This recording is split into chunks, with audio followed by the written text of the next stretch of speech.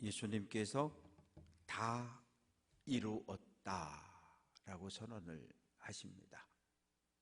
6번째 말씀이신데 다 이루었다, 헬라어로 테텔레스타이, 성취했다, 완성했다, 끝냈다, 그런 의미입니다. 도대체 예수님은 무엇을 성취하고 완성했다는 말일까요? 알렉산더는 23살부터 시작해서 10년에 걸쳐서 인도 가까이까지 정말 어마어마하게 넓은 땅을 정복을 했습니다. 그리고도 그는 외치기를 아직도 정복할 땅이 많이 남아 있다고 외쳤던 사람.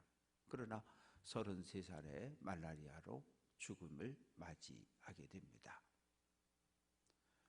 멋진 건물을 건축하고 야, 다 끝났다. 아니면 어떤 사업을 시작해서 어느 정도 기초를 잡고 야, 내가 원했던 목표를 이루었다. 학문의 길을 걸어가면서 학위를 받고 야, 이제 끝났다. 목표를 이루었다. 뭔가 눈에 보여지는 가시적인 어떤 것이 이루어졌을 때 우리는 성취했다, 끝났다 라고 말할 수 있어요. 그러나 예수님의 십자가는 도대체 무엇을? 이스라엘 백성들이 700년 동안 간절하게 기다렸던 메시아, 다윗 왕과 같이 강력한 군대의 힘을 가지고 이 유대를 로마 제국에서 해방시킬 그런 메시아를 기다렸는데, 오죽했으면 함께 십자가에 달렸던 행악자 중 한 사람이 온갖 저주와 비난을 쏟아부으면서 당신이 메시아인 줄 알았는데, 당신이 그리스도인 줄 알았는데, 당신이 정말 우리가 기다렸던 유대의 왕이 맞다면 당신도 구원하고 우리도 구원하라고 조롱하며 비난을 쏟아냈을까요? 예수님은 도대체 무엇을 이루었다고 말씀하실까요? 요한복음 3장 17절은 하나님이 그 아들을 세상에 보내신 것은 세상을 심판하려 하심이 아니요 그로 말미암아, 예수로 말미암아 세상을 구원하려 하심이라고 말합니다.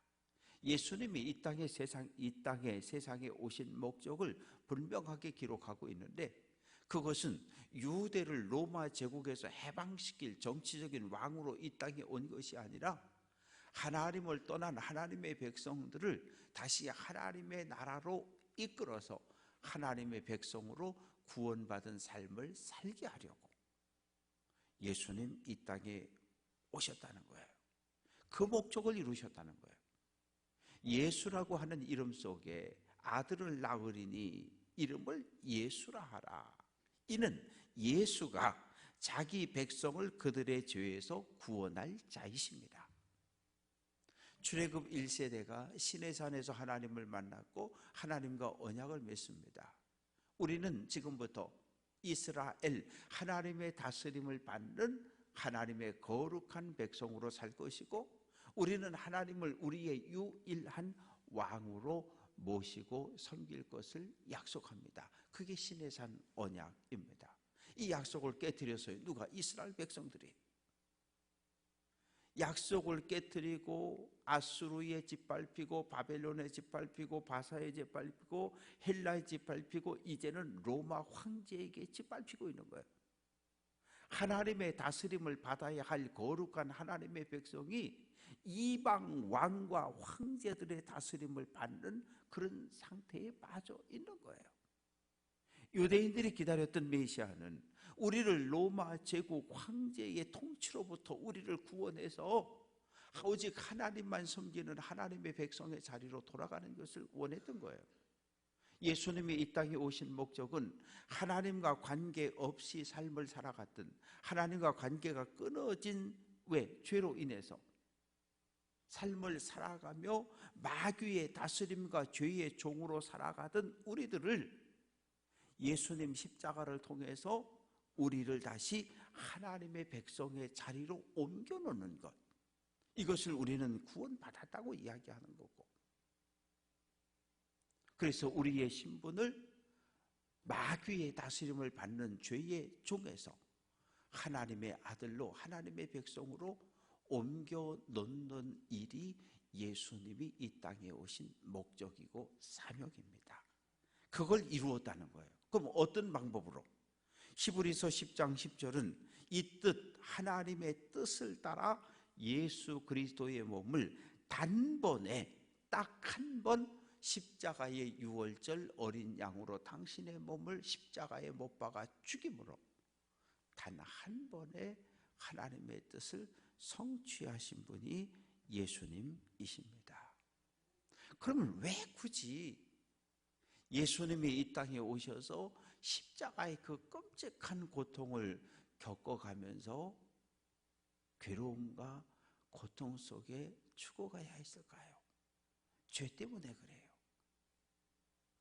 이사야 59장 2절, 오직 너희 죄악이, 우리가 지은 죄악이 우리와 하나님 사이를 막아버렸다는 거예요. 갈라놓았다는 거예요.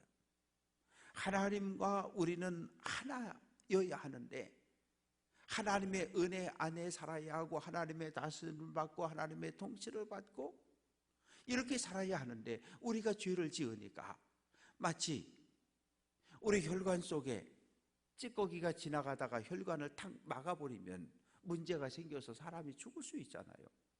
그런 것처럼 하나님과 우리 사이를 죄악이 갈라놨다는 거예요. 하나여야 할 우리를 죄악이 갈라놓았다는 거예요. 그때부터 하나님은 우리가 울부짖어 기도해도 우리의 기도를 듣지 않으신다는 거예요.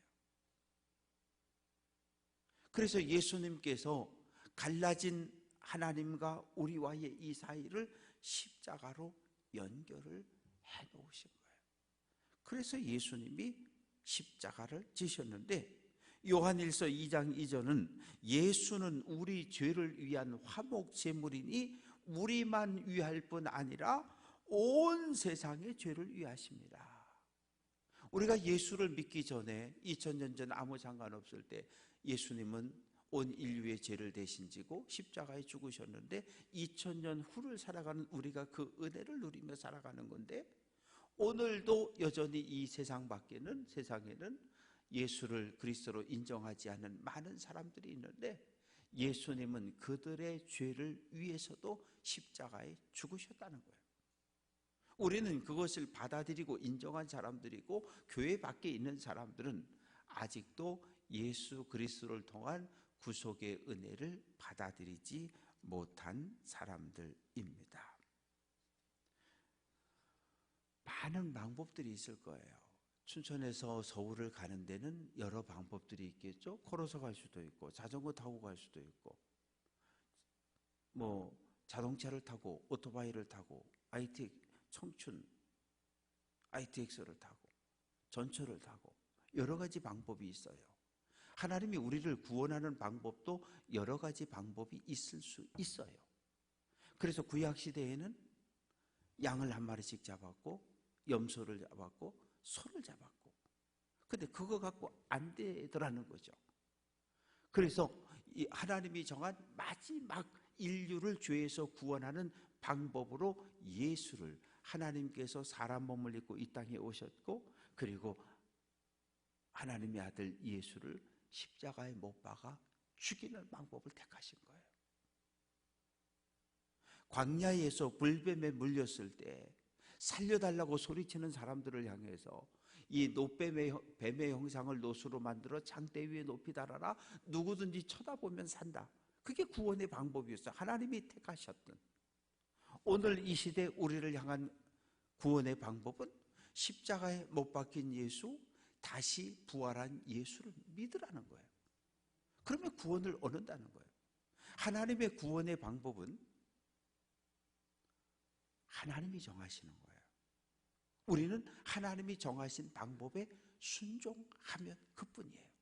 그런데 이 십자가가 너무나 잔인하고 너무나 고통스러워서 예수님께서 3번이나 기도하잖아요. 마태복음 26장 39절, 내 아버지여 만일 할만하시거든 이 잔을, 이 십자가를 내게서 지나가게 하옵소서. 무슨 얘기예요? 안 지게 해달라는 거예요. 안 지게 해달라는 거예요. 그러나 나의 생각대로 마시고 하늘 아버지의 뜻대로 하시라는 거예요. 이게 우리 기도 제목의 마지막이어야 해요.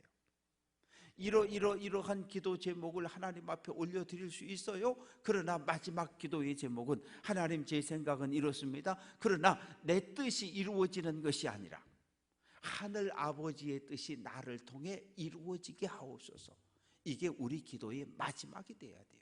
만약에 내 생각대로 내 뜻대로 기도의 제목이 다 이루어진다고 생각해 보셔요.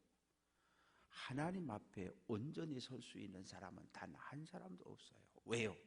우리는 탐욕이, 욕심이 너무 과하기 때문에. 마태복음 26장 42절 두 번째 나아가 기도하시고, 마태복음 26장 44절 세 번째 같은 말씀으로 기도하시고, 어디에도 하나의 문제를 놓고 예수님이 세 번씩 기도한 적이 없어요. 그런데 이 십자가를 앞두고 예수님은 세 번. 그런데 3이라는 숫자는 완전 숫자잖아요. 세 번 했는지 30번 했는지 300번 했는지 그거 몰라요. 그러나 분명한 것은 누가의 기록에 의하면 예수님이 겟세마네 동산에 무릎을 꿇고 얼굴을 땅에 대고 기도하는데 얼마나 간절히 기도했는지 땀이 뚝뚝뚝뚝 떨어지는데 핏빛으로 변했더라. 성경은 그렇게 기록을 하고 있습니다. 그래서 이제 한 사람, 아담의 불순종으로 인해서 이 땅에 죄악이 들어왔다면 또 한 사람, 예수의 하나님 아버지 말씀의 순종을 통해서 인류는 죄에서 구원을 얻게 됩니다. 그래서 십자가는 무엇입니까? 골로새서 1장 21절 전에 악한 행실로 멀리 떠나 마음으로 원수되었던 너희를, 누구와? 하나님과 원수가 되었다는 거예요. 뭐 때문에? 죄를 지어서. 골로새서 1장 22절 이제는 예수의 육체의 죽음으로 말미암아 화목하게 하사 너희를 거룩하고 흠없고 책망할 것이 없는 자로 하나님 앞에 세우고자 하셨다. 죄 때문에 하나님에게서 멀찍이 떨어져 있고 쫓겨나 있었는데 예수 그리스도의 십자가를 통해서 다시 우리가 하나님 앞에 서게 되었다는 거예요. 은혜지요. 은혜입니다. 감사할 것밖에 없는 거예요. 이제 저는 아십니다. 십자가에 죽고 부활한 예수님, 오직 우리를 죄에서 구원할 유일하신 분. 요한복음 14장 6절 예수께서 이르시되 내가 곧 길이요 진리요 생명이다. 나로 말미암지 않고는 하늘 아버지께로 올 자가 없다. 사도행전 4장 12절 다른 이로서는 구원을 받을 수 없나니 천하 사람 중에 구원을 받을 만한 다른 이름을 우리에게 주신 일이 없다. 교회 다니면 구원받는다, 틀린 말이에요. 예수를 믿어야 구원을 받는다는 말이 정답이에요. 교회는 아니지만 예수를 믿지 않는 사람들이 있어요. 직분은 가졌지만 여전히 그 마음속에 예수님을 내 인생의 주인으로 모시지 못한 사람들이 있어요. 왜? 여전히 내 생각대로, 내 경험대로 하나님의 뜻과 상관없는 믿음의 길을 걸어가는 사람들이 많아요. 로마서 10장 12절 누구든지 주의 이름을 부르는 자는 구원을 얻는다. 요한복음 3장 16절 독생자를 주셨으니 이는 그를 믿는 자마다, 아는 자, 지식으로 예수가 누구인지 하나님이 누구인지 아는 게 아니라 예수에게 내 인생 전체를 던진 사람들, 하나님께 내 인생 전체를 맡긴 사람들만이 구원을 얻는 거지. 그냥 취미 삼아. 뭐 등산 모임 동호회, 탁구 동호회, 얼마나 많은 동호회들이 있어요. 거기에다 내 인생을 거는 사람은 없어요. 그냥 취미 삼아 시간 때우러 가는 거잖아요. 취미가 같으니까. 그러나 믿음이라고 하는 건 달라요. 믿음이라고 하는 것은 하나님께 내 인생 전체를 던지는 거예요. 하나님의 뜻이 이거다? 그러면 가야 돼요. 죽음의 길이라도 가야 하고 순교의 길이라도 가야 하고. 왜 다니엘이 사자굴에 던져집니까? 하나님의 말씀에 하나님의 거룩함을 지켜내기 위해서 가는 거예요. 죽는 거 알면서도 가는 거예요.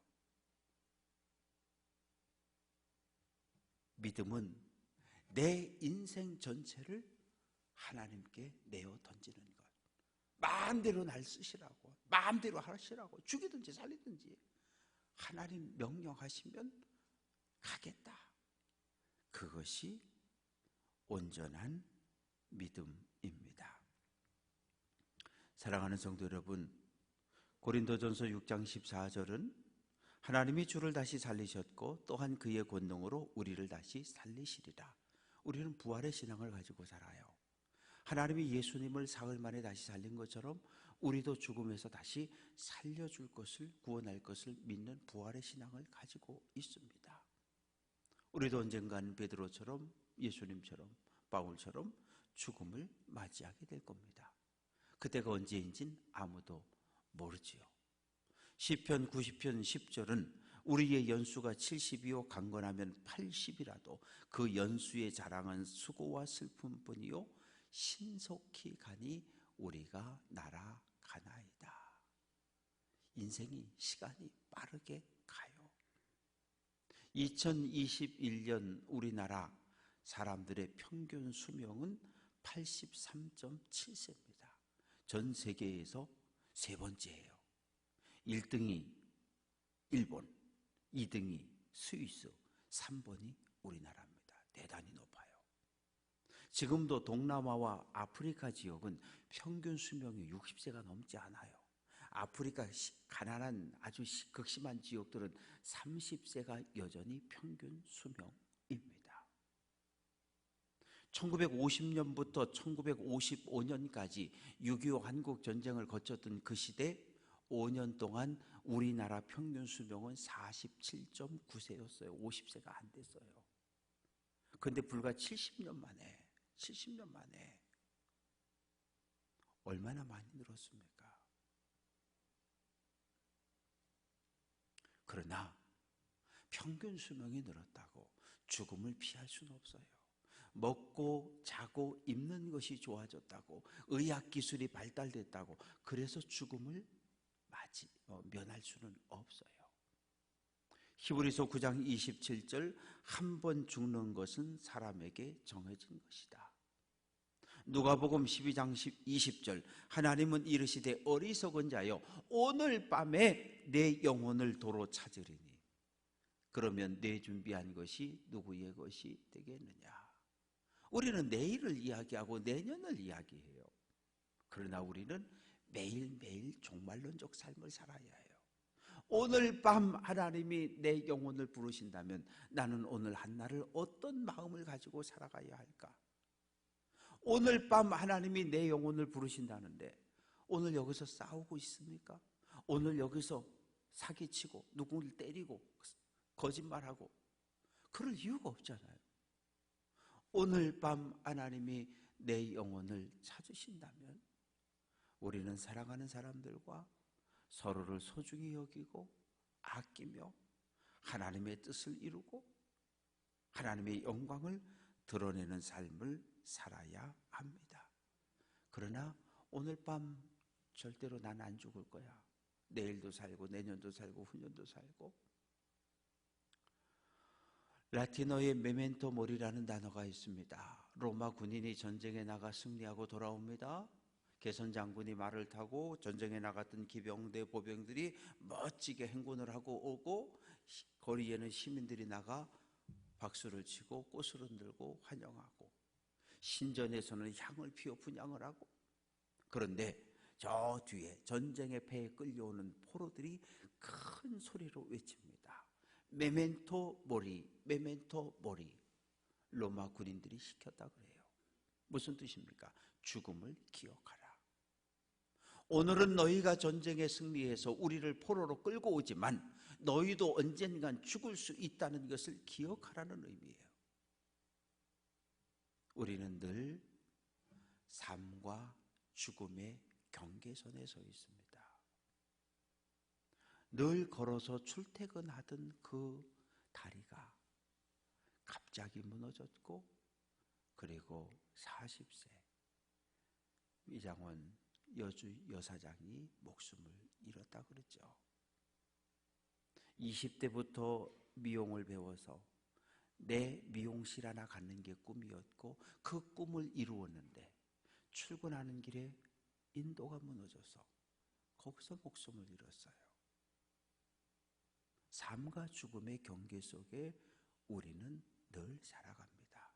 그래서 오늘 한 날을 소중하게 여기고 우리에게 오늘을 선물로 주신 하나님의 은혜에 감사하며 오늘 한 날도 하나님의 영광을 드러낼 수 있는 귀한 성도들, 예수님 십자가에서 다 이루었다라고 말씀하실 때 그 얼굴 표정이 어땠을까? 저는 아무리 생각해봐도 얼굴에 미소가 있었어. 얼굴이 환했을 거라고 생각을 해요. 왜? 하늘 아버지가 내게 맡기신 모든 사명을 이루었기 때문에. 우리도 언젠간 이 세상 떠날 날이 있지 않겠어요? 다 이루었다. 하나님 참 감사해요. 환하게 웃으며 가족들과 작별할 수 있는 우리의 모습을 꿈꾸며 오늘 한 날도 믿음의 길을 잘 달려갈 수 있는 귀한 성도들 될 수 있기를 주님의 이름으로 축원합니다.